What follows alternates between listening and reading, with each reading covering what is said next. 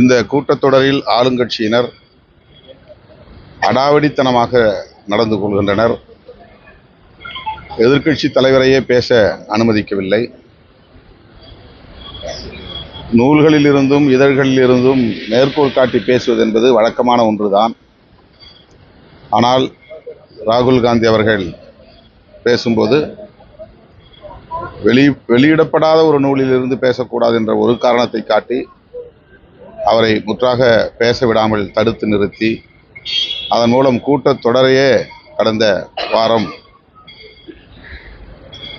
நடத்தவில்லை. இப்போதும் இந்த வாரமும் அப்படித்தான் இருக்கும் என்று கருதுகிறோம்.